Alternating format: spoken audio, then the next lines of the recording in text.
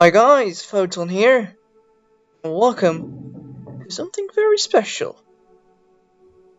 This time, I'm doing something that I've never ever done before in my life. It's a speed art video. I needed some artwork for the new series on the channel, Super Hostile Online, and I thought, well, I've been in a weirdly creative mood lately, lots of handcrafted content, music, but also graphics. That are coming from my hand lately, so why not do it for this as well? As you can see, I started out with a little bit of sketch for a fire, because it's quite a violent series, so that was kind of the first thing that popped into my mind, a fire. But I forgot that I hadn't selected the sketch itself, so selection was a little bit weird, there were gaps everywhere.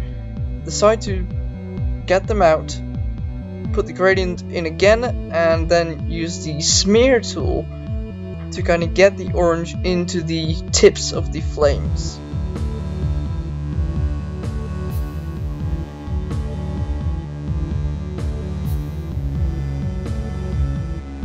And then also to get the center of the flame out a little bit, to kind of make it all connect to each other.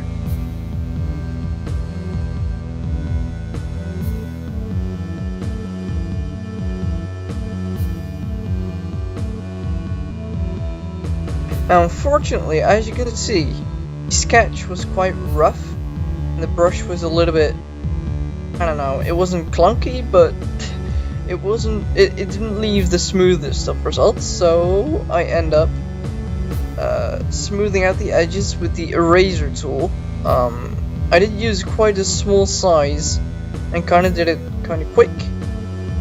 First, run over it. Then I also see that using the smear tool, I kind of messed up some opacities, and there's some semi-transparent holes, so I fixed those up.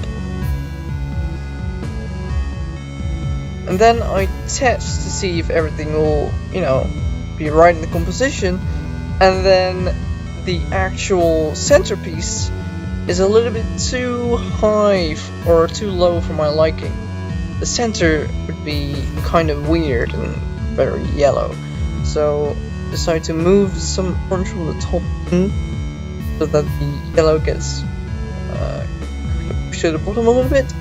And then I apply a little bit of a semi-transparent mask, a little bit of a red thing, so that the yellow is a little bit less, more of a pop, it kind of blends in a little bit more.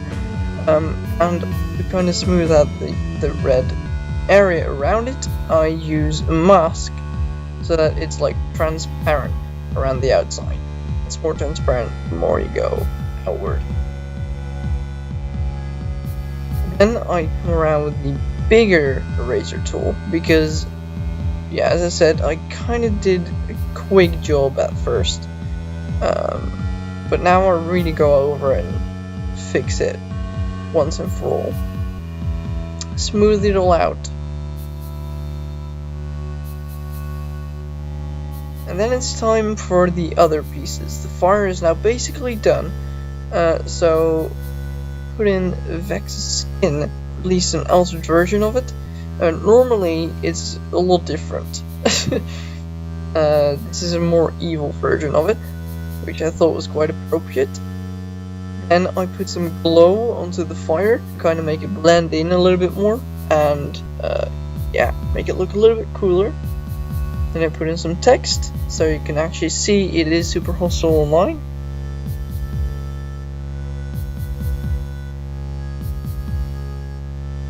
Add some guidelines so I can easily add a gradient background.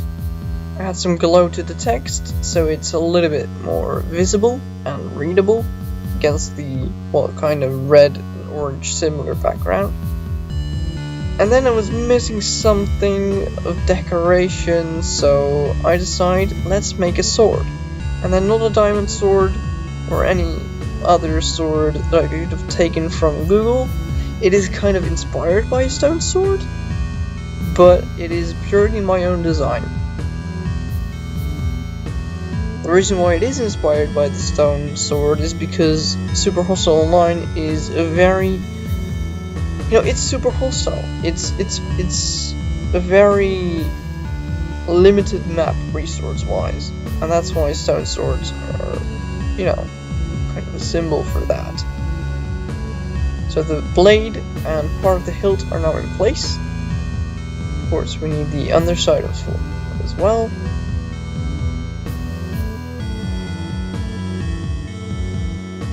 Then of course we need some texture and some grip on the hilt, so I decide on putting some leather straps around it.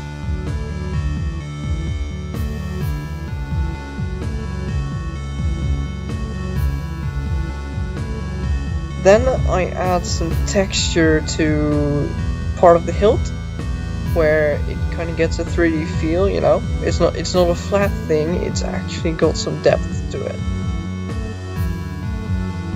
Then I move the blade up a little bit so that it fits better with the hilt, and start coloring some of the hilt in already.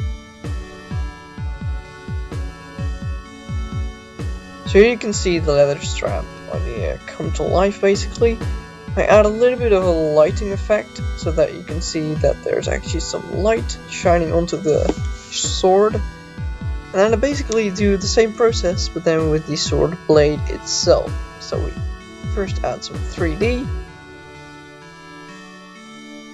then some color, and then a little bit of lighting.